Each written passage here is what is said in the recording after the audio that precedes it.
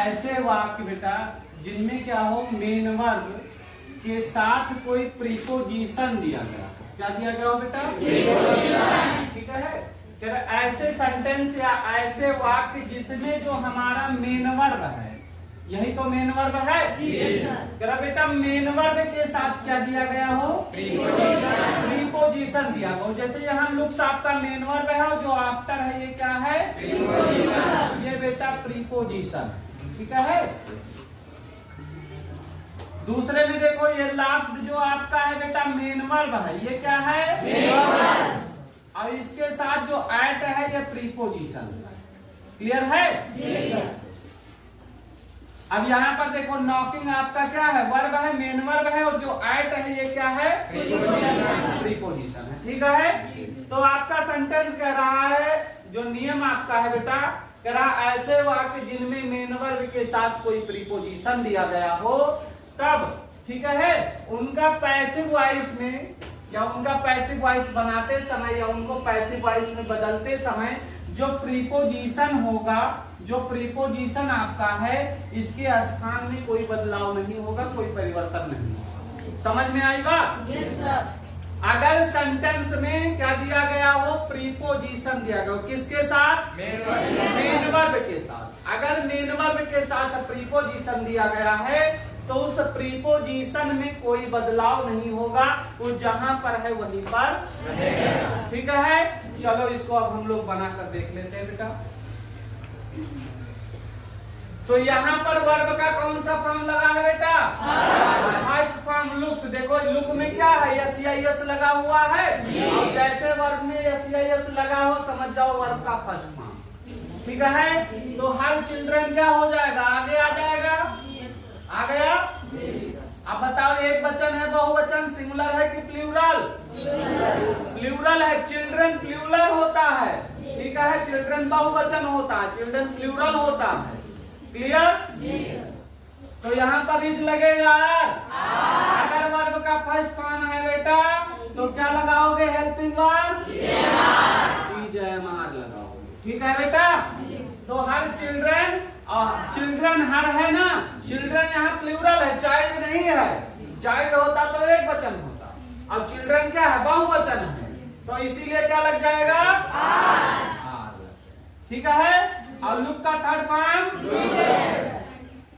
अब इसी के साथ क्या लगा है? After preposition. तो इस प्रीपोजिशन को हम तुरंत क्या करेंगे? अब उसके बाद क्या लगाओगे? बाई। अब क्या बचा? सी का। ठीक है, चलिए दूसरा सेंटेंस देख लेते हैं बेटा। दूसरा सेंटेंस आपका कह रहा है, तो यहाँ पर जो देम है वो आगे आकर क्या हो जाएगा? यहाँ वर्ब का सेकंड फॉर्म आए तो क्या लगाओगे? वाज या वर लगाओगे। देम आपका बहुवचन है, दे आपका बहुवचन है, और बहुवचन के साथ वर लग जाएगा, तो क्या हो गया? किसका देवर? हंसने वाले का। ठीक है, ये देवर वाला देवर नहीं है, ये इंग्लिश वाला देवर है। तो देवर। ठीक है, आप क्या लिखोगे? क्या लिखोगे?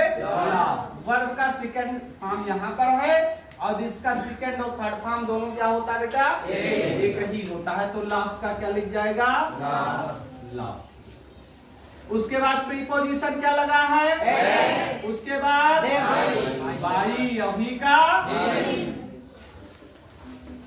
ठीक, चलो अगला सेंटेंस देखते हैं। द डूअर क्या हो जाएगा बेटा? सब्जेक्ट बन गया। अब यहाँ देखो आईएनजी फॉर्म लगा है, और जहां देखो इंग लगाओ, मतलब आईएनजी फॉर्म आएगा वहां बीइंग लगाया जाएगा।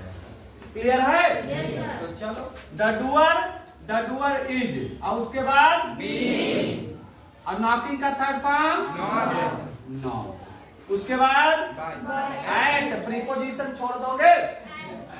प्रीपोजिशन कहेगा मुझे छोड़ के जो तुम जाओगे बड़ा पछताओगे। सेंटेंस गलत हो जाएगा बेटा। ये कहना है ये भैया इनके साथे आवा है, इनके साथे आवा है। जैसे कहना है गांव में, कहना है कि नैहरे में बरम हो,